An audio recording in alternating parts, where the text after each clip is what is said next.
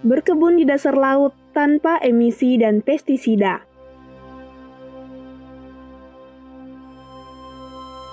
Perkebunan konvensional di atas tanah yang hanya menghasilkan 140 gram emisi karbon dioksida per 1 kg selada, rupanya tidak serta-merta ramah lingkungan. Perkebunan konvensional di atas tanah disebut tetap berisiko pada lingkungan.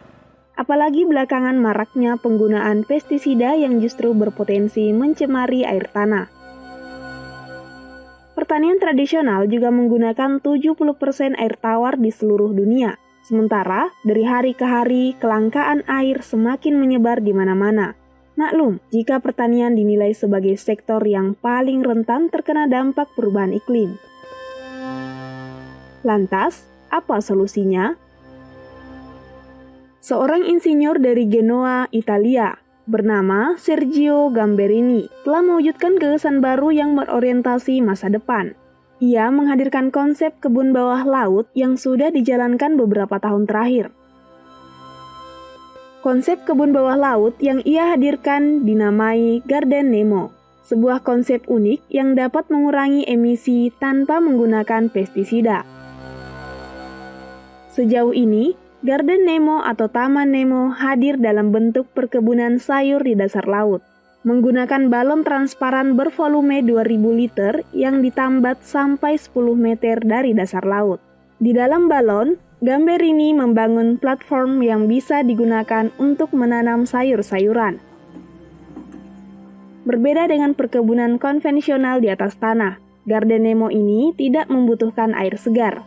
Sumber airnya berasal dari proses alami desalinasi air laut. Melalui perbedaan temperatur, air laut menguap di dalam balon dan mengendap sebagai air tawar di atap balon. Air tawar hasil endapan kemudian akan menetes dan membasahi tanaman layaknya air hujan.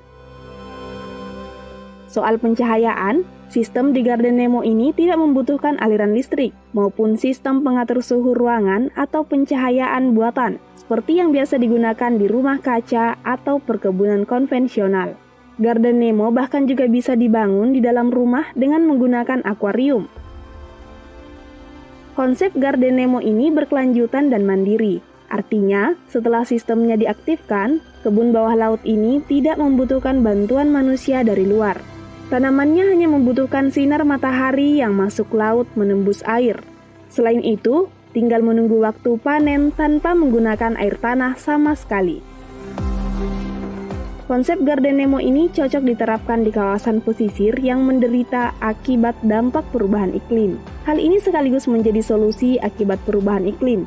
Namun sejauh ini, konsep Garden Nemo belum bisa diterapkan secara komersil.